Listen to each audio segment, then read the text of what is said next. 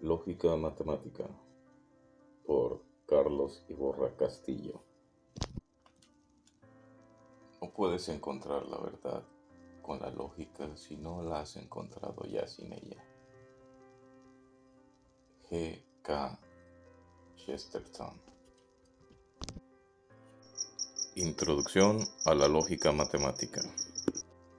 Si el lector ha intentado alguna vez resumir en una frase o incluso en un par de docenas de páginas qué es la matemática o la aritmética o el álgebra, etcétera, se habrá dado cuenta sin duda de lo inútil que es pretender condensar tanto en pocas palabras, pues nadie que lea cualquier intento de definición puede con ella formarse una idea fiel y representativa del contenido y el alcance de cualquiera de dichas disciplinas. Lo mismo sucede, como no podría ser de otro modo, si uno intenta definir la lógica matemática. Si el lector no tiene una idea clara de qué es eso de la lógica matemática y quiere obtenerla de este libro, podrá hacerlo, pero no meramente leyendo esta introducción, sino leyendo varios capítulos. Y aún así, si los lee todos, deberá tener presente que el alcance de la lógica matemática va mucho más allá de lo que recoge aquí. Por si esto suena descorazonador, creemos estar en condiciones de afirmar, por otra parte, que quien dijera este libro habrá aprendido todo lo que necesita saber y más, para comprender en qué consiste exactamente y con todo detalle la fundamentación de la matemática moderna. A pesar de lo que acabamos de decir sobre la imposibilidad de explicar lo que es la lógica en pocas palabras, será útil partir de esta aproximación. La lógica es la ciencia que estudia el razonamiento, donde razonar consiste en obtener afirmaciones llamadas conclusiones a partir de otras afirmaciones llamadas premisas, con los criterios adecuados para que podamos tener la garantía de que si las premisas son verdaderas, entonces las conclusiones obtenidas también tienen que serlo necesariamente. Por ejemplo, todos los españoles son europeos. Cervantes era español. Luego, Cervantes era europeo. Esto es un razonamiento que extrae la conclusión Cervantes era europeo a partir de las dos premisas precedentes, y en efecto es un razonamiento en el sentido que acabamos de indicar. En cambio, algo muy parecido como pudiera ser, todos los españoles son europeos. Shakespeare no era español. Luego, Shakespeare no era europeo. No es un razonamiento válido, pues las premisas son verdaderas y pese a ello, la conclusión es falsa. Aquí es crucial entender que para que un razonamiento sea válido, si parte de premisas verdaderas, no basta con que sus conclusiones sean verdaderas, sino que tienen que ser necesariamente verdaderas. Por ejemplo, el razonamiento siguiente no es válido. Todos los perros tienen cuatro patas. Una gallina no es un perro. Luego, una gallina no tiene cuatro patas. Es cierto que las gallinas no tienen cuatro patas, pero esto no podemos asegurarlo por el mero hecho de que las premisas sean verdaderas. Si las gallinas tuvieran cuatro patas, las premisas seguirían siendo ciertas, pero la conclusión no lo sería. Esto nos lleva a que la validez o invalidez de un razonamiento no depende realmente si las afirmaciones que involucran son verdaderas o falsas, pues solo requiere que en el supuesto, que puede darse o no, de que sus premisas fueran verdaderas, su conclusión también lo sería, sin prejuicio de que tanto las premisas como la conclusión pudieran ser falsas. Por ejemplo, el razonamiento siguiente es correcto. Todos los españoles son americanos. Molière era español. Molière era americano. Aquí tanto las premisas como la conclusión son falsas, pero el razonamiento es válido porque si las premisas fueran verdaderas, la conclusión también tendría que ser. Y si la validez o invalidez de un razonamiento no depende de si las afirmaciones que involucra son verdaderas o falsas, ¿de qué depende entonces? La respuesta es que la forma de las afirmaciones involucradas es como deben de estar. Para entender esto, consideremos la tabla siguiente. Tenemos tres recuadros en la primera casilla. Todo A es B. C es A. Luego C es B. En la segunda casilla, todo A es B. C no es A. Luego C no es B. En la tercera y final casilla, todo A es B. C no es B. Luego C no es A. La casilla 1 contiene un ejemplo de forma de razonamiento válida. Quiere decir que cualquier razonamiento que tenga esa forma, independientemente de qué palabras pongamos en lugar de A, B o C, será válido. De los cuatro ejemplos de razonamientos, válidos o no, que hemos visto más arriba, el primero y el cuarto tienen esta forma. En cambio, el segundo y el tercero tienen la forma de la casilla 2, por lo que, según hemos podido comprobar, 2 no es una forma de razonamiento válido. El hecho de que las premisas de la casilla 2 sean ciertas no nos ofrece garantía alguna de que su conclusión vaya a serlo también. Puede ser que sí, como en el caso de las gallinas, o puede ser que no, como en el caso de Shakespeare. Por otra parte, la casilla 3 contiene una forma de razonamiento que superficialmente se parece más a la 2 que a la 1, y sin embargo es una forma válida de razonamiento, al igual que 1 y al contrario que 2. Llegados a este punto, podemos destacar un hecho fundamental. No corresponde a la lógica definir lo que es un razonamiento válido. Las formas válidas de razonamiento son las que son, y no estamos en posición de decidir cuáles queremos dar por buenas y cuáles no. El propósito de la lógica es más bien capturar el razonamiento, dar criterios precisos que nos permitan distinguir con claridad los razonamientos propiamente dichos de las falacias que aparentan serlo. La palabra técnica en lugar de ese capturar que hemos empleado es formalizar. Formalizar un razonamiento es expresarlo de tal modo que se pueda justificar que es válido atendiendo únicamente a la forma de las afirmaciones involucradas, sin necesidad de considerar para nada, no ya estas si son verdaderas o falsas, sino siquiera su posible significado. La idea de que esto es posible, es decir, que es posible distinguir los razonamientos de las falacias mediante criterios puramente formales, sin analizar el significado de las afirmaciones involucradas, se remonta a Aristóteles, aunque él solo estudió una clase muy particular de razonamientos, los llamados silogismos. Sin embargo, esta idea recibió un nuevo impulso siglos más tarde por parte de Leibniz y más tarde de Boole, de Morgan, Frege, etc. Matemáticos que cada cual a su manera trataron de crear un cálculo deductivo, es decir, un procedimiento para generar y verificar razonamientos de forma mecánica, similar a los cálculos mecánicos que hace el algebrista cuando aplica sistemáticamente las reglas de la aritmética. Es muy probable que la posibilidad de mecanizar el razonamiento lógico no hubiera pasado de ser una parte marginal y anecdótica dentro de lo que son las matemáticas, como en efecto sucedió durante mucho tiempo. De no haber sido porque en un momento dado los matemáticos se encontraron con que necesitaban el auxilio de la lógica por una cuestión de, entre comillas, vida o muerte. Paradojas en las teorías de conjuntos. A lo largo de la historia, los matemáticos han trabajado en numerosas ocasiones con conceptos que no sabían precisar con exactitud. Los griegos hablaban de números irracionales y al mismo tiempo se cuestionaban si existían realmente. Los algebristas renacentistas hablaban de números imaginarios, con más fe que razón.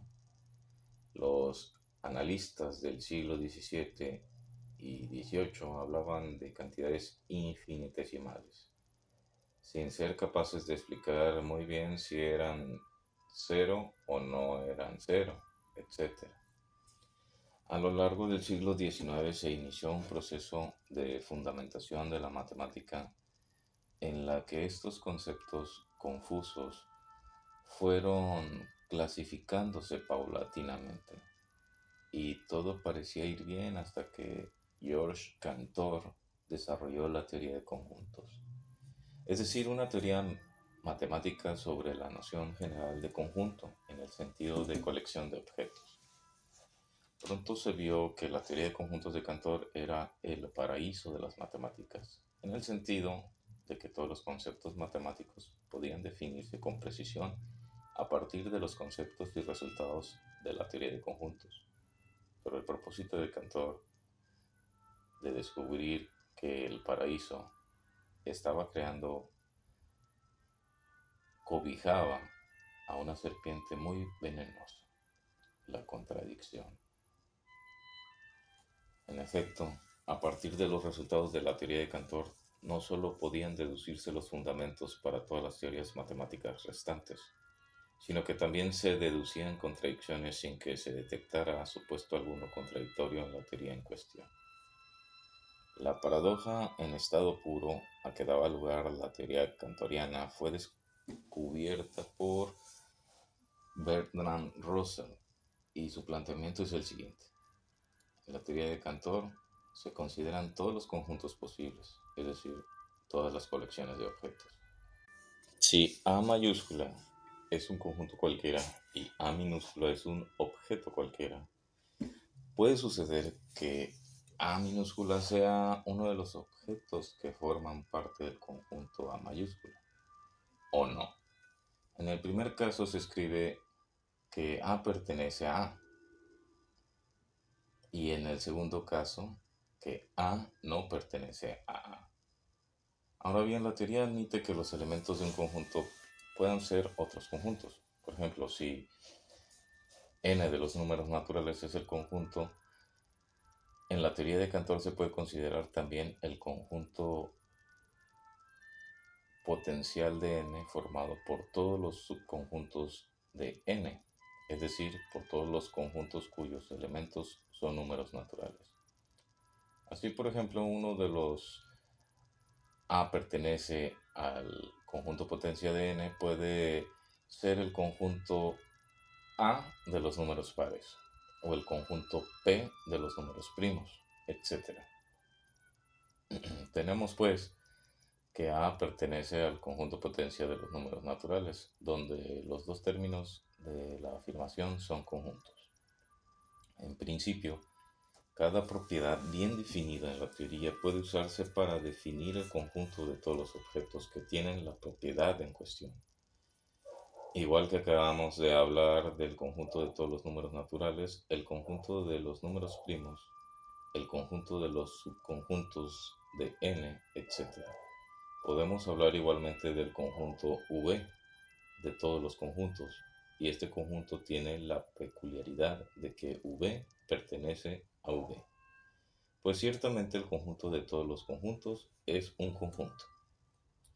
Así pues, podemos distinguir entre conjuntos que se pertenecen a sí mismos como V y otros que no lo hacen como N, pues el conjunto de todos los números naturales no es un número natural. Por lo tanto, podemos hablar del conjunto R formado por todos los conjuntos que no se pertenecen a sí mismos, con la notación conjuntista. R es igual a X tal que X no pertenece a X. El problema surge cuando nos preguntamos si el conjunto R se pertenece o no a sí mismo. Si fuera R pertenece a R, entonces por definición R debería ser R no pertenece a R, con lo que tenemos una contradicción. Pero si fuera R no pertenece a R, precisamente por no pertenecerse a sí mismo, cumple el requisito para que R pertenezca a R. Y en cualquier caso tenemos una contradicción. Quizá el lector piense que esto no es grave. Al fin y al cabo, si decimos esta oración es falsa, nos estamos contradiciendo. Y el que podamos caer en esa contradicción no impide que podamos decir es falso que las gallinas tienen cuatro patas, sin que haya contradicción alguna en ella. En otras palabras, la forma más simple de resolver la llamada paradoja de Russell es sencillamente olvidarse de ella y hablar únicamente de cosas sensatas. El problema de esta solución es que, como ya hemos indicado, la paradoja de Russell surge al eliminar el contenido propiamente matemático de las contradicciones que de hecho surgían en la teoría de Cantor, cuyo planteamiento y contexto no tenía nada de insensato, por lo menos a simple vista. Por ejemplo, aunque no estamos en condiciones de entrar ahora en detalles, Cantor definió unos números infinitos llamados ordinales, que sirven para contar conjuntos infinitos, igual que los números naturales permiten contar conjuntos finitos. De hecho, los números naturales son los primeros ordinales, pero la sucesión de los ordinales se prolonga mucho más allá. 0, 1, 2, etcétera, hasta W más 1, continúa la progresión hasta W por 2, W por 2 más 1, continúa la progresión. En la teoría de Cantor tenía perfecto sentido contar con todos los números naturales y el resultado era el ordinal W, pero igualmente tenía sentido considerar el ordinal omega, que resulta de contar todos los ordinales. Ahora bien, por una parte podría probarse que todo ordinal tiene un siguiente. Luego podríamos considerar el ordinal omega más 1 es mayor que omega. Pero por otro lado, siendo omega el ordinal del conjunto de todos los ordinales y siendo omega más 1 uno de dichos ordinales, se podría probar que omega más 1 es menor o igual que omega. Esta paradoja se conoce como antinomía de Burali-Forti y no es un juego de palabras, como podría pensarse que lo es el conjunto de todos los conjuntos que no se pertenecen a sí mismos, sino que pone en cuestión si realmente tiene sentido toda la teoría de ordinales cantoriana, la cual es perfectamente justificada si admitimos la posibilidad de razonar sobre conjuntos arbitrarios. La importancia de contradicciones como esta es que ponen en cuestión si la teoría de conjuntos es realmente una teoría matemática o son meras palabras sin significado. En efecto, es fácil construir frases coherentes pero que en realidad no hagan referencia a nada. Eso es lo que se conoce como un relato de ficción. Si un autor escribe un relato histórico en el que se preocupa por ser absolutamente fiel a los hechos, es imposible que ocurra una contradicción alguna, pues el relato solo contendrá hechos verdaderos y un hecho y su negación no puede ser ambos verdaderos. En cambio, un autor de un relato de ficción puede, si quiere, escribir en una página que James Bond es rubio y en la siguiente que James Bond es moreno. Es lo que tiene el labral de algo, James Bond en este caso, que no es realmente nada más que palabras. Desde el momento en que una narración sobre James Bond no tiene ninguna realidad a la que pueda ajustarse, nada impide que incurra en contradicciones. El problema es, ¿le pasa eso a la teoría de conjuntos? ¿Es Omega como James Bond un mero personaje de ficción del que no podemos hablar coherentemente porque no corresponde a la realidad alguna?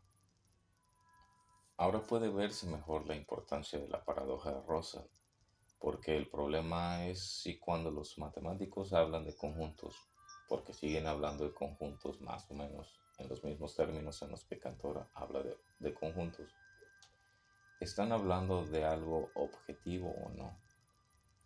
Porque si existe un concepto objetivo de conjunto respecto al cual una afirmación cualquiera puede ser verdadera o puede ser falsa, pero no las dos cosas a la vez, entonces una teoría sobre dichos conjuntos debería construir únicamente en afirmaciones verdaderas sobre conjuntos y consecuentemente no podría dar lugar a contradicciones.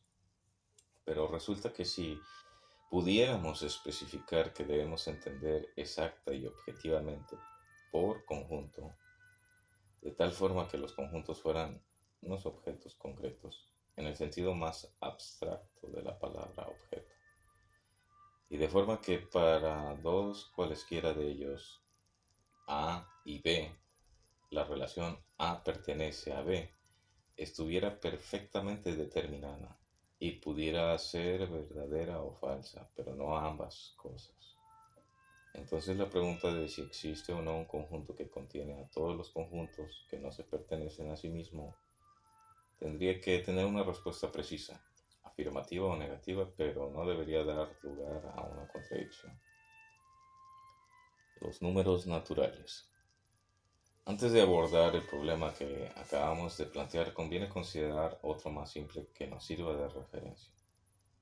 En lugar de preguntarnos hasta qué punto podemos decir que sabemos de qué hablamos cuando hablamos de conjuntos, vamos a considerar la cuestión cambiando conjunto por número natural. Es seguro que el lector sabe que los números naturales son 0, 1, 2, 3, 4, 5 y así prosigue la secuencia, donde la secuencia tiene aquí un significado muy concreto que abreviamos por no aburrir al lector con lo que ya sabe. Son el criterio que permite prolongar indefinidamente la sucesión cuyos primeros términos hemos presentado.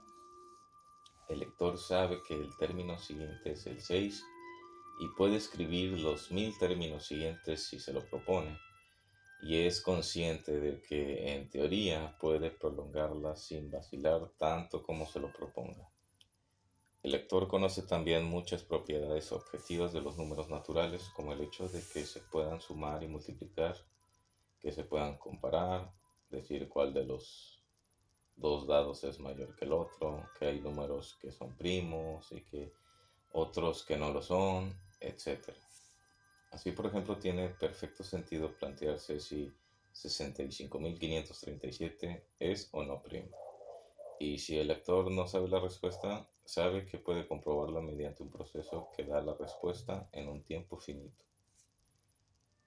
Y es absolutamente imposible que dos personas que sepan lo que están haciendo lleguen a conclusiones distintas sobre si 65.535 es o no primo, salvo que uno cometa un error en sus cálculos, en cuyo caso debería reconocerlo sin dificultad en cuanto alguien se lo señalara.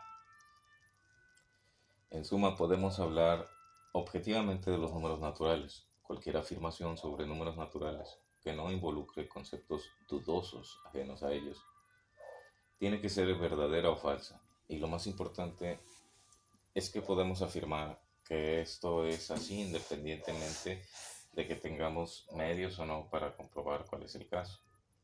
Para entender esto último, consideremos el ejemplo de la conjetura de Goldbach.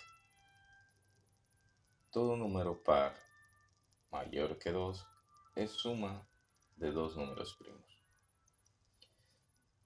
Actualmente no se sabe si esto es cierto o no, pero sí que sabemos que significa que sea cierto. Podemos constatar que 4 es igual a 2 más 2, 6 es igual a 3 más 3, 8 es igual a 3 más 5, 10 es igual a 5 más 5, 12 es igual a 5 más 7, 14 es igual a 7 más 7, puntos suspendidos. La conjetura de Goldbach será cierta si esta lista de comprobaciones puede prolongarse indefinidamente, sí que en ningún momento podamos llegar a un número par para él que no exista una descomposición en suma de dos primos. La conjetura de Goldbach es objetivamente cierta u objetivamente falsa, en el sentido de que si es cierta, jamás encontraremos un número que la incumpla, y si es falsa, habrá un número ahí, tal vez de orden de 10 elevado a la centésima potencia, o tal vez del orden de 10 elevado a 10 elevado a 100, o tal vez mucho mayor. De modo que si uno dedicara toda su vida a buscarlo, jamás lograría llegar tan lejos, ni siquiera con la ayuda del ordenador más potente. Pero el contraejemplo estará ahí, lo sepamos o no. Podemos decir que tenemos un conocimiento intuitivo de los números naturales. Esto significa que tenemos una representación formal, precisa y objetiva de los números naturales. Formal quiere decir aquí que al hablar de números naturales no estamos hablando de ningunos objetos concretos. El número 3 no es nada en concreto, pero sí está objetivamente determinada su posición en la sucesión de los números naturales, al igual que lo que significa tener tres cosas, etc.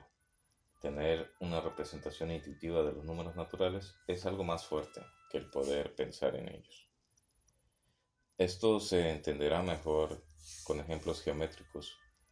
Podemos pensar en tres rectas perpendiculares 2 a 2 y también podemos pensar en cuatro rectas perpendiculares 2 a 2. Podemos razonar en el contexto de la geometría tridimensional euclidia y podemos razonar igualmente en el contexto de la geometría cuatridimensional euclidia. Pero podemos intuir tres rectas perpendiculares 2 a 2 y no podemos intuir cuatro rectas perpendiculares 2 a 2. Para nosotros, el concepto de cubo tridimensional tiene un contenido intuitivo, un significado muy concreto, y cualquier afirmación sobre un cubo tridimensional puede visualizarse, mientras que el concepto de un cubo cuatridimensional no es intuitivo. Y una afirmación sobre un cubo cuatridimensional no puede ser para nosotros más que meras palabras. Todo ello sin prejuicio de que la geometría cuatridimensional tenga el mismo estatus matemático que la geometría tridimensional. El hecho de que una teoría matemática tenga un contenido intuitivo como lo tiene la geometría tridimensional y no la cuatridimensional no es una mera anécdota, sino que es una garantía de consistencia. Los axiomas de la geometría tridimensional euclidia son afirmaciones verdaderas sobre lo que podemos representarnos intuitivamente en el espacio, lo que nos garantiza que todo teorema que se demuestre a partir de ellos mediante razonamientos lógicos tiene que ser también verdadero, por lo que es imposible llegar a contradicciones a partir de dichos axiomas. Igualmente nuestra intuición, igual a capacidad de representación, nos permite reconocer que ciertas afirmaciones sobre números naturales son verdaderas. Por ejemplo, podemos decir que la suma de números naturales es conmutativa, es decir, que si A y B son dos números naturales, la suma de A más B tiene que dar necesariamente lo mismo que la suma B más A. Y esto lo sabemos porque la suma no es meramente una definición escrita en un papel, sino una operación concreta que podemos hacer con números concretos. Y nuestro conocimiento preciso de qué es lo que hacemos cuando sumamos dos números, no ninguna corazonada o inspiración, como entendería quien interpretara la palabra intuición en un sentido peyorativo o coloquial, y no en el sentido técnico preciso que aquí le estamos dando. Nos garantiza que el resultado de una suma no va a depender del orden en que dispongamos los sumandos. A su vez, si partimos de premisas intuitivamente verdaderas sobre los números naturales, tenemos la garantía de que nunca podemos llegar a razonar una contradicción, porque todo lo que digamos serán afirmaciones verdaderas sobre lo que podemos hacer manipulando los números naturales. Y una afirmación cualquiera sobre los números naturales puede ser verdadera o falsa, pero no ambas cosas. Por ejemplo, nuestra intuición da un significado preciso a la conjetura de Goldbach, pero no alcanza para determinar si es verdadera o falsa. Cualquiera puede decir, es evidente que la suma de números naturales es conmutativa, pero no tiene ningún fundamento decir, es evidente que la conjetura de Goldbach es verdadera. La primera afirmación no tiene carácter místico, sino que se basa en nuestro conocimiento sobre lo que hacemos al sumar números naturales. Por ejemplo, si observamos una figura de 4 puntos negros y 3 puntos blancos, nos convencemos de que 4 más 3 es igual que 3 más 4. Porque si contamos los puntos de izquierda a derecha o de derecha a izquierda, estamos contando en cualquier caso los mismos puntos. Y lo más importante, nos damos cuenta de que este razonamiento no depende para nada de si hemos dibujado 4 y 3 puntos o bien 1537 y 299, por lo que vale para cualquier par de números. Por el contrario, el proceso que a partir del 28 nos lleva a encontrar la descomposición 28 es igual a 5 más 23, en suma de primos no es generalizable, es decir, no nos da ninguna garantía de que nos permitiría encontrar una descomposición similar si en un lugar de partir del 28 partiéramos del 35.266, por ejemplo. Si la matemática se redujera al estudio de números naturales, disponer de un cálculo deductivo formal para realizar con él los razonamientos matemáticos sería algo más o menos interesante, pero sin duda innecesario. Para razonar sobre números naturales es suficiente con garantizar que hablamos únicamente de conceptos con un significado preciso. No vale hablar de números no demasiado grandes, sino más bien con precisión. Y cuidado de todo lo que digamos sea intuitivamente verdadero o consecuencia lógica de afirmaciones intuitivamente verdaderas. Conceptos abstractos. Pero la matemática no se reduce al estudio de los números naturales y los matemáticos se han visto abocados a considerar cada vez conceptos más y más abstractos, hasta llegar al que, en cierto sentido, se puede considerar el más abstracto de todos, el concepto de conjunto. La pregunta que se plantea entonces es si podemos hablar de conjuntos en general con la misma objetividad con la que podemos hablar de números naturales, o dicho de otro modo, el concepto de conjunto es como el cubo de 3 dimensiones o como el cubo de 4 dimensiones. Lo primero supone que cuando hablamos de conjuntos podemos asignar un significado objetivo a nuestras afirmaciones, de manera que podemos cuidar de tomar como premisas únicamente afirmaciones intuitivamente verdaderas y tener así la garantía de que no podemos incurrir en contradicciones en nuestros razonamientos, pues estos nos llevarán únicamente a afirmaciones intuitivamente verdaderas, aunque muchas de ellas no sean intuitivamente evidentes. Lo segundo supone que podemos pensar en conjuntos, pero sin ninguna garantía de lo que afirmemos sobre ellos sean más que meras palabras, como cuando decimos que James Bond es un agente secreto británico, pero no ruso. En este punto nos encontramos con argumentos contrapuestos.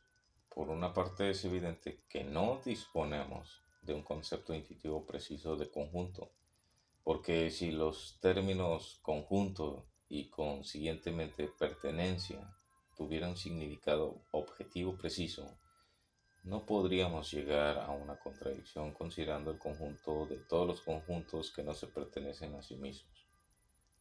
Por otro lado, no es menos evidente que si tenemos un conocimiento intuitivo preciso de determinados conjuntos, como el conjunto de los números naturales o el conjunto P de los números primos, y podemos decir objetivamente que 5 pertenece a P, pero que 8 no pertenece a P.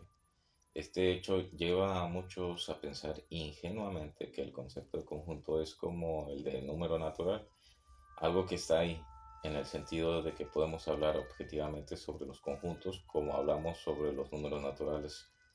Pero en este punto es preciso caer en cuenta de un hecho muy sutil, pero fundamental. El hecho de que podamos aplicar con pleno sentido un concepto a ciertos objetos completamente determinados por la intuición no implica necesariamente que dicho concepto tenga en general un contenido intuitivo.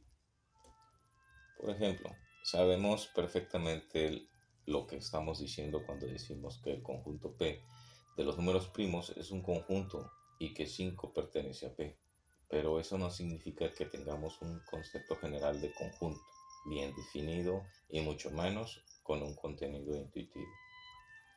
Quizá otros ejemplos ayuden a entender esto. Si hablamos de el menor número natural que puede expresarse como producto de tres primos distintos, estamos hablando sin duda alguna de 2 por 3 por 5 que es igual a 30. Esta es una posible definición del número 30. En cambio, no podemos decir que estamos definiendo un número al hablar de el menor número natural que hubiera sido primo si 8 lo fuera. Esto no tiene ni pies ni cabeza y sabemos distinguir si una definición es realmente una definición o si solo aparenta serlo pero no lo es. Al menos esto es así si convenimos en que en cuanto una definición deja lugar a dudas, es que no es realmente una definición. Pero el caso es que el hecho de que, dado un proyecto de definición, sepamos distinguir si es admisible o no, no implica que tengamos un concepto general de lo que es una definición o sobre qué requisitos específicos debe tener un proyecto de definición para que realmente lo podamos tener por tal.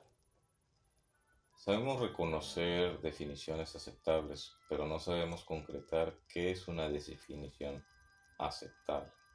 No tenemos una definición de definición. Una prueba de que no existe una definición de definición y que el problema no es meramente que ahora mismo no se nos ocurre ninguna, es que si suponemos que la hay, llegamos a una paradoja. ¿Cuál sería el menor número natural que no puede ser definido con menos de 12 palabras? Porque si tuviéramos un concepto preciso de definición, podríamos decir que un número es definible con menos de 12 palabras, si tiene una definición de menos de 12 palabras. Y eso estaría bien definido y entonces podríamos definir el menor número natural no definible con menos de 12 palabras. Y tendríamos una contradicción porque lo habríamos definido con 11 palabras. Esta paradoja no debe hacernos sospechar que en realidad no sabemos de qué hablamos cuando hablamos de números naturales. Es verdad que no sabemos de qué hablamos cuando hablamos del menor número natural no definible con menos de 12 palabras, pero eso es porque no sabemos de qué hablamos cuando hablamos de números definibles con tantas palabras. Que sepamos distinguir cuando un texto define un número sin ambigüedades de cuando no es así, no implica en absoluto que tengamos una definición precisa de lo que es una definición, ni en particular que las afirmaciones sobre definiciones en abstracto tengan necesariamente un significado objetivo preciso. Eso mismo sucede con los conjuntos. Sabemos reconocer conjuntos concretos bien definidos, pero eso no implica que tengamos una noción precisa de conjunto en general, ni que una afirmación sobre conjuntos en general tenga que tener necesariamente un significado objetivo preciso. A este respecto podemos decir lo siguiente.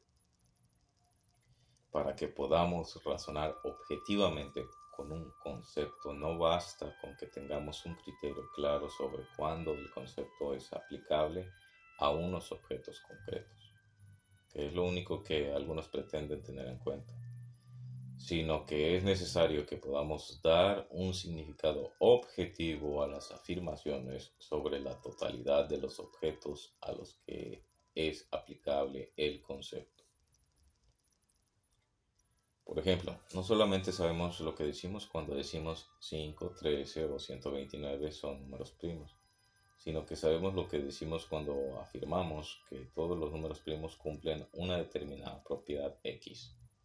puesto que X es inequívocamente determinada para cada número primo.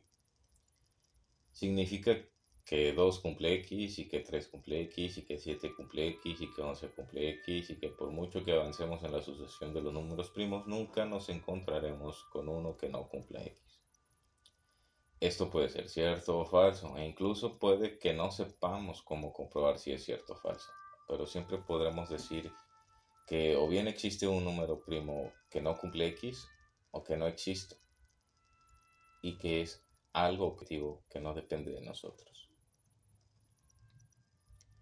Similarmente, cuando afirmamos que existe un número primo que cumple X, esto significa que 2 cumple X, o 3 cumple X, o 5 cumple X, y que si continuamos avanzando por la sucesión de los primos, tarde o temprano encontraremos uno que cumple X.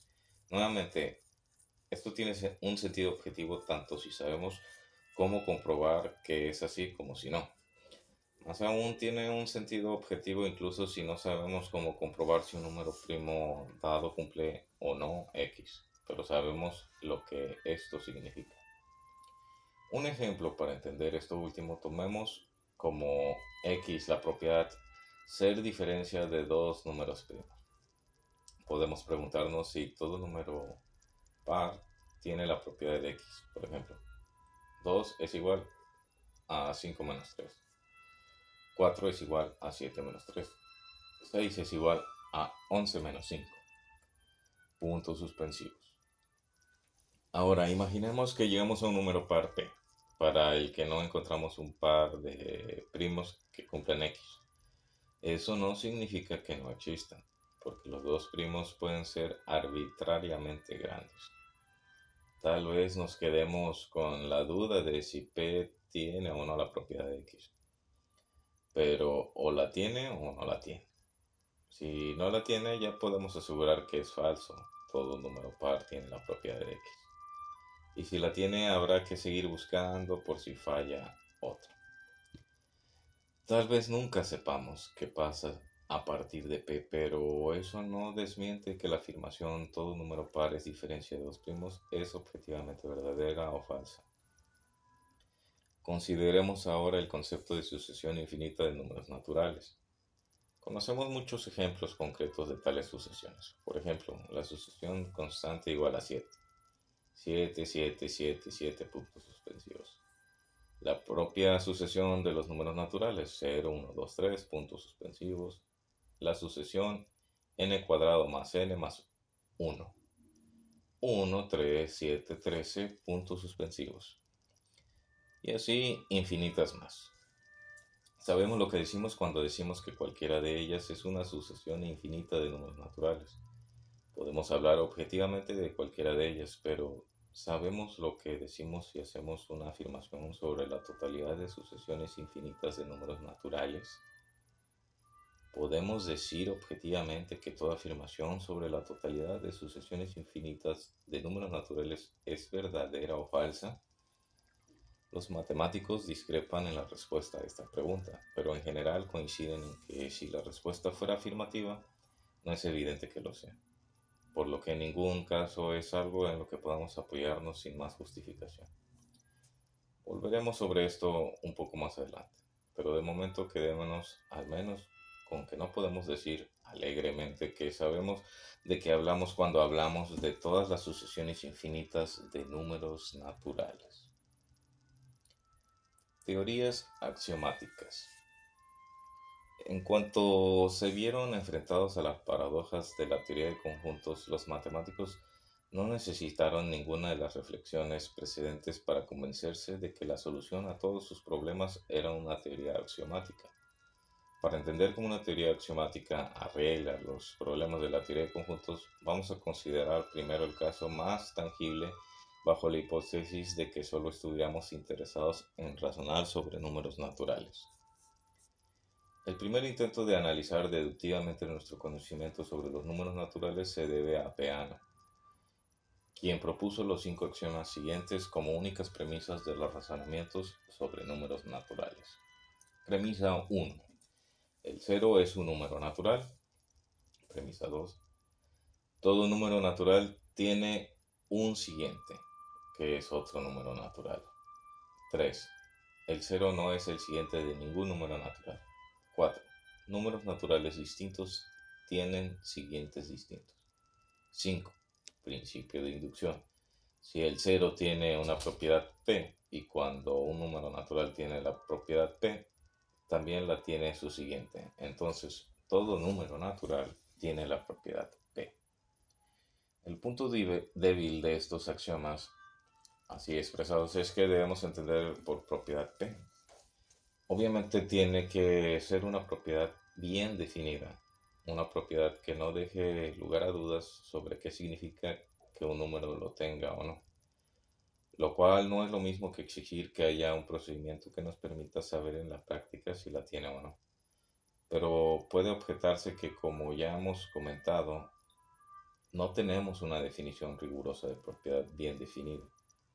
Esta objeción no es del todo justa, pues como también hemos comentado, el hecho de que no sepamos definir propiedad bien definida no está reñido con que sepamos reconocer muchas propiedades que están bien definidas, sin lugar a dudas, a las cuales podemos aplicar tranquilamente el principio de inducción. De todos modos, podemos precisar algo más el modo en que debe entenderse el axioma 5. Podríamos pensar en considerar únicamente las propiedades que pueden definirse a partir de los conceptos de cero y siguiente, pero esto es demasiado pobre. Para ir por ese camino debemos añadir algunos hechos básicos a los axiomas de Peano. Si por abreviar usamos la letra S para referirnos al siguiente de un número natural y los signos más y multiplicación o producto para nombrar la suma y el producto, como es habitual, los nuevos axiomas son 6. Sobre los números naturales hay definida una suma, de modo que la suma de dos números naturales es un número natural y además x más 0 es igual a x. X más s y es igual a la suma de x más y multiplicado por s.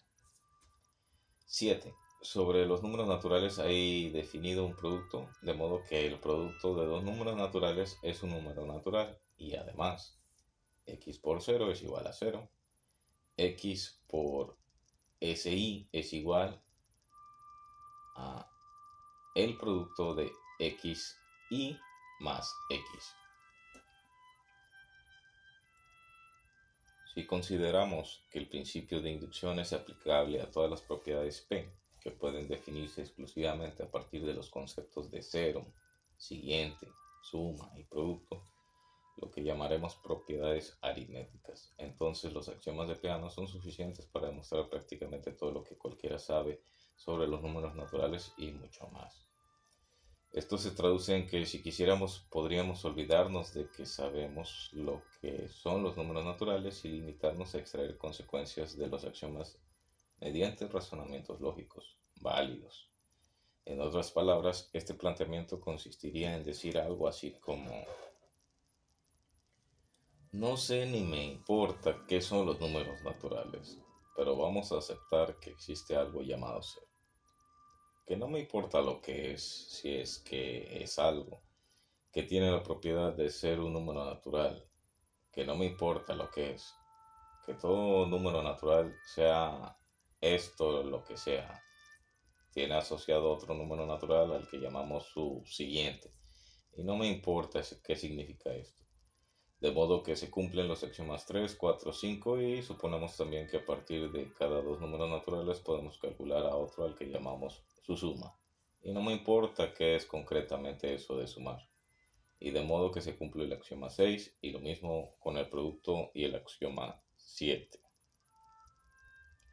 Aceptado esto, podemos ir obteniendo consecuencias lógicas. Por ejemplo, podemos razonar que todo número natural que no sea el 0 es el siguiente de otro. Para probarlo, razonamos así. Demostración. Tomamos como propiedad P la dada por x es 0 o el siguiente de otro número natural. Es una propiedad bien definida para cada número natural x, supuesto que 0 y siguiente tengan un significado preciso, aunque no nos importe cuál sea. Aplicamos el principio de inducción, para lo cual observamos que obviamente el cero tiene la propiedad P, y supuesto que un número natural X tenga la propiedad P, también es evidente que Sx tiene la propiedad P, ya que Sx es obviamente el siguiente de otro número natural. El principio de inducción nos da entonces que todo número natural tiene la propiedad P, es decir, que todo número es cero o bien el siguiente de otro. Esto es un ejemplo típico de razonamiento formal. El argumento garantiza que si existen unos objetos que cumplen los axiomas de Peano, entonces dichos objetos pueden cumplir también la conclusión. Cada uno de ellos que no sea el cero es el siguiente de otro. La lógica matemática proporciona los criterios precisos y adecuados para verificar razonamientos formales como este sin necesidad de preocuparse en ningún momento sobre el posible significado de las palabras, número natural, cero, siguiente, suma o producto. La situación es exactamente la misma que cuando a partir de todo A es B y C es A, concluyamos que C es B, sin necesidad de preguntarnos qué es eso de A, B, C. Mediante argumentos conceptualmente similares al anterior, a partir de los axiomas de Peano, podemos demostrar hechos conocidos sobre los números naturales, como que dos números naturales cualesquiera tienen un máximo común divisor, o que todo número natural mayor que uno se descompone en forma única, salvo el orden, en producto de números primos, etc. Ciertamente no tenemos ninguna necesidad de olvidarnos de qué son los números naturales cuando sabemos perfectamente lo que son, pero nuestras opciones son muy distintas si en lugar de hablar de números naturales habláramos de conjuntos. En efecto, ahora el problema de los matemáticos es que si les interrogamos sobre qué son esos conjuntos de los que tanto hablan, no saben exactamente qué decir. Peor aún, si intentan hablar de ellos alegremente, incurren en contradicciones. La solución está en adoptar una teoría axiomática de conjuntos, es decir, adoptar unos axiomas en los que aparezcan las palabras conjunto y pertenencia, sin definición alguna. Igual que en los axiomas de Peano, se habla de un cero, un siguiente, etc., pero sin decir lo que son concretamente. Aunque no es este el lugar adecuado para analizar con detalle los axiomas de la teoría de conjuntos, vamos a mostrar algunos de ellos para hacernos una idea de en qué consiste. Inciso A. Si A y B son dos conjuntos y todo X pertenece a A, cumple también que X pertenece a B y viceversa. Es decir, si ambos conjuntos tienen los mismos elementos, entonces A y B son iguales. Inciso B. Dado dos conjuntos A y B, existe un conjunto C al cual pertenecen exactamente A y B y ningún otro elemento. Se representa como C es igual entre llaves A, B. Inciso C. Existe un conjunto A al que no pertenece ningún elemento. Se llama conjunto vacío y se representa por el símbolo 0 con una diagonal. Inciso D. 3 puntos suspensivos. El caso es que si estamos dispuestos a razonar tomando como premisas unos cuantos axiomas más de este estilo, sin necesidad de preocuparnos sobre el posible significado de las palabras conjunto y pertenencia, es posible demostrar todos los teoremas que figuran en todos los libros de matemáticas del mundo, excepto unos pocos muy especializados que requieren axiomas adicionales, como que toda función derivable es continua, etc. Teoremas de este estilo. Naturalmente, si esto funciona es porque los axiomas pueden elegirse hábilmente para que los argumentos que llevan a contradicciones no puedan deducirse de ellos. Por ejemplo, a partir de los axiomas de la teoría de conjuntos no podemos demostrar que exista un conjunto que contenga todos los conjuntos y que no se pertenezcan a sí mismos, con lo que se evita la paradoja Russell y que, aunque es posible definir los ordinales de la teoría cantoriana, no es posible demostrar que exista un conjunto que contenga todos los ordinales, con lo que se evita la antinomía de Burali-Forti porque no se puede definir el ordinal omega que debería contar a ese conjunto inexistente. Las consecuencias de este planteamiento son muchas y muy delicadas, y no estamos ahora en condiciones de analizar debidamente, pero lo dicho es suficiente para entender por qué los matemáticos pasaron a necesitar la lógica formal como el aire que respiran. Si la matemática ha de basarse en unos axiomas que no podemos decir que son verdaderos para ninguna interpretación concreta, objetiva, de las palabras conjunto y pertenencia, hemos de contar con criterios que decidan si un razonamiento lógico es válido o no, sin hacer ninguna referencia al significado de las afirmaciones involucradas. Y eso es precisamente lo que proporciona la lógica formal. La lógica formal nos enseña a razonar con seguridad cuando no podemos decir con seguridad de qué objetos estamos hablando. Formalismo, finitismo, platonismo. La actitud de decir no sé ni me importa qué son los conjuntos puede tacharse de cínica, como una forma legal ciertamente, pero algo deshonesta, de eludir una responsabilidad. Cuando a los matemáticos se les pregunta cómo asumen esta solución, se dividen en un abanico de posturas filosóficas que, grosso modo, se resumen en tres posturas. Un formalista es quien considera que la matemática no es ni más ni menos que demostrar teoremas a partir de los axiomas de la teoría de conjuntos, siguiendo las leyes de la lógica formal. Los formalistas más extremos considerarán que no hay nada más que las palabras que emplean los matemáticos: conjunto, pertenencia, función, derivada, integral, etc. No son más que palabras, palabras coherentes, pero palabras, como las de una novela bien escrita, sin contradicciones y en la que todo encaja.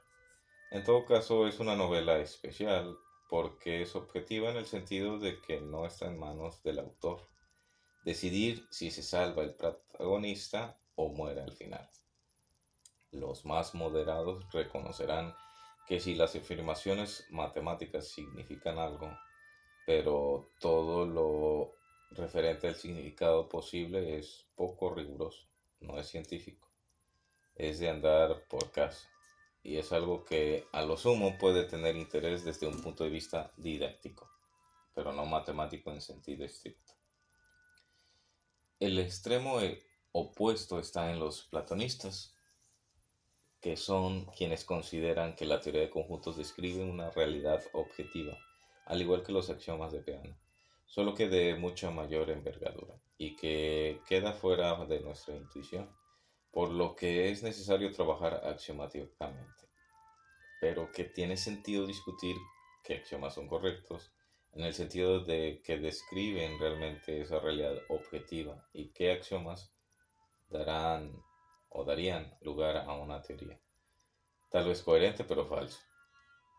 Si para un formalista las matemáticas son una novela de ficción, para los platonistas la matemática es un relato fiel a una historia real. Entre ambos se sitúan los finitistas, que son quienes piensan que las matemáticas es como una novela que combina hechos históricos con hechos de ficción. Es decir, que de los conceptos de los que se puede hablar a través de la teoría de conjuntos hay algunos que tienen un significado objetivo, como los números naturales, y otros que son meras ficciones útiles, en el sentido de que usando esos argumentos con objetos ficticios es posible demostrar hechos verdaderos sobre los objetos reales. Un ejemplo sería la demostración del llamado último teorema de Fermat, es decir, la afirmación de que la ecuación x elevado a la n más y elevado a la n es igual a z elevado a la n. No tiene soluciones enteras con x y z diferente de 0, cuando n es un número natural mayor que 2. La única demostración que se conoce de este resultado utiliza conceptos conjuntistas muy sofisticados cuya existencia cuestionaría un finitista, y sin embargo, la conclusión es una afirmación sobre los números naturales que tiene sentido decir que es verdadera. El término finitista se debe a que en general la porción de las matemáticas a la que un finitista reconoce un significado es la relacionada con los conceptos que se pueden describir en términos de conjuntos y procesos finitos. Aunque un finitista moderado puede aceptar también la existencia objetiva de ciertos conjuntos infinitos si se cumplen ciertas condiciones. Formalistas, finitistas y platonistas coinciden en la necesidad de desarrollar las matemáticas a través de una teoría axiomática de conjuntos, de modo que están de acuerdo en lo que supone hacer matemáticas en la práctica. Sin embargo, difieren, por ejemplo, a la hora de interpretar el hecho de que determinadas afirmaciones no pueden demostrarse ni refutarse a partir de unos axiomas. Afirmaciones indecidibles. Como de costumbre, antes de discutir el hecho de que hay afirmaciones que no pueden demostrarse ni refutarse a partir de los axiomas de la teoría de conjuntos, abordaremos el caso de los números naturales y los axiomas de Peano. Una actitud estrictamente formalista respecto a los axiomas de Peano resulta deficiente por varias razones. En primer lugar, si solo admitimos que la aritmética de Peano es lo que puede demostrarse a partir de los axiomas de Peano, sin considerar que las afirmaciones sobre números naturales tienen un significado que las hace verdaderas o falsas, no podemos distinguir entre dos conceptos que en realidad son bastante diferentes: que una afirmación sea verdadera y que una afirmación sea demostrable.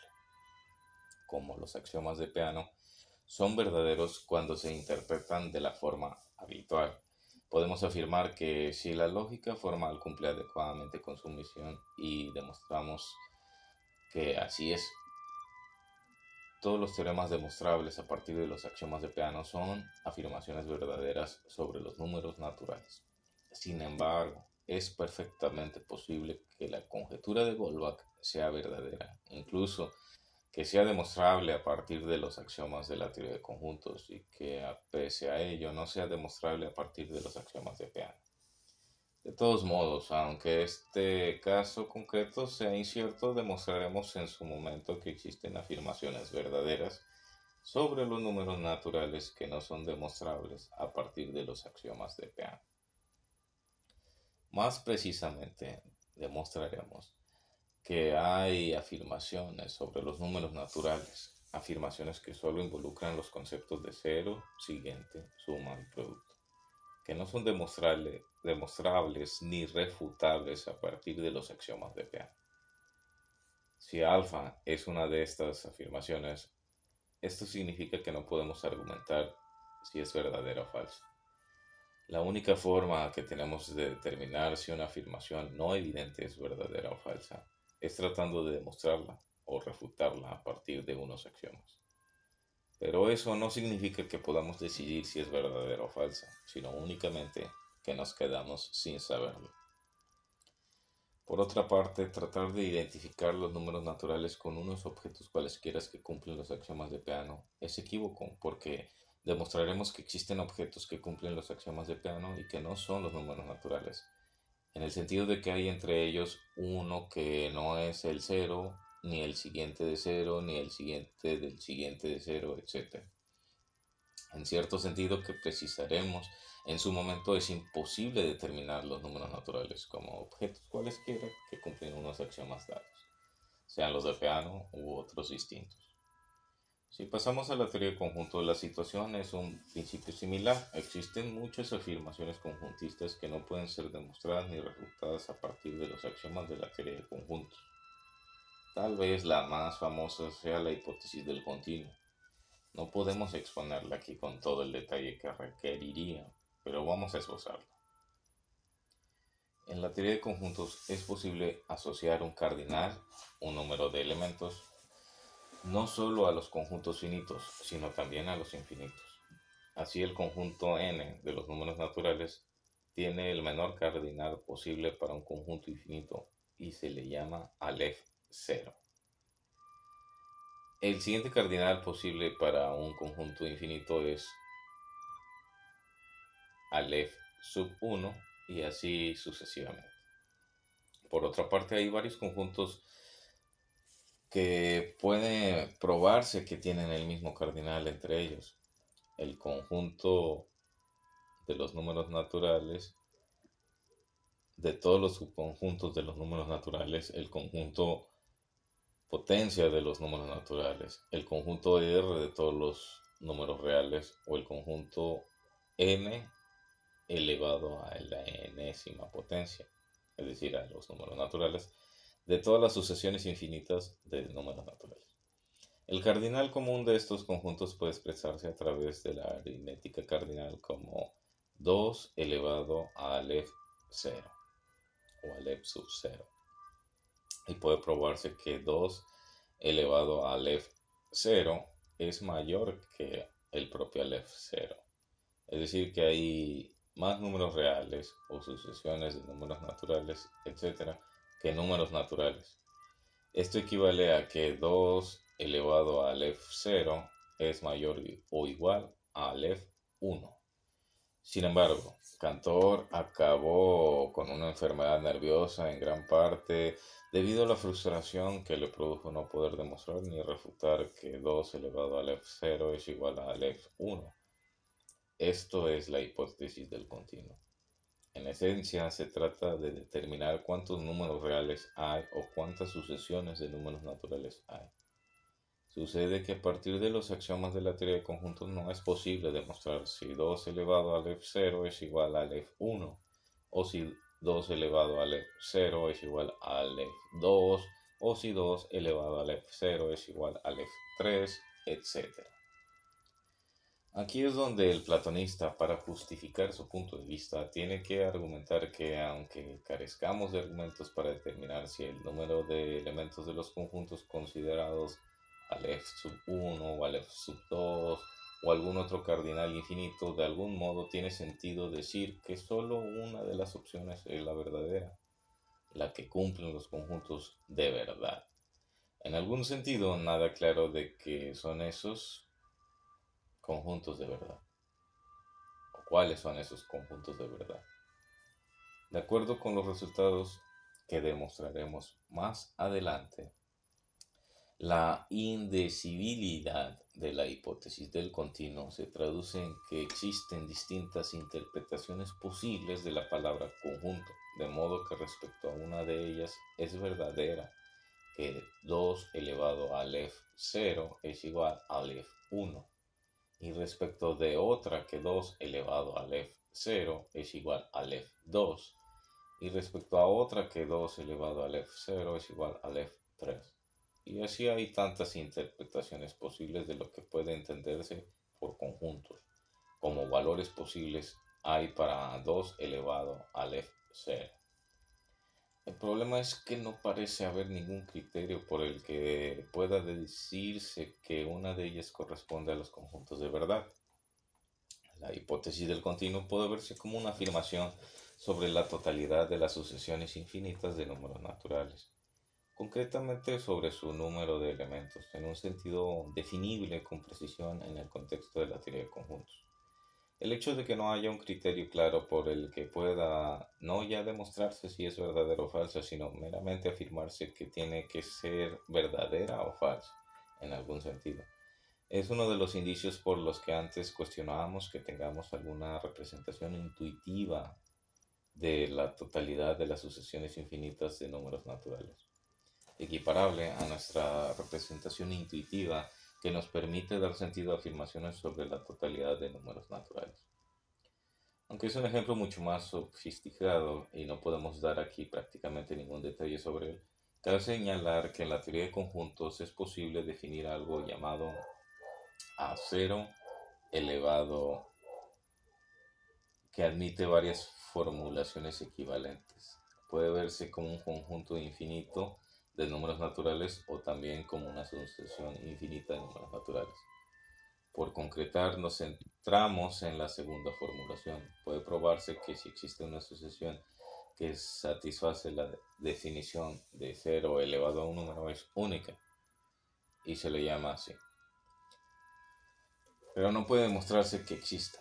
como la hipótesis del continuo, la existencia de cero elevado a algún número es indecidible a partir de los axiomas de la teoría de conjuntos y tiene repercusiones muy drásticas sobre la estructura general de los conjuntos y sobre la aritmética cardinal en particular.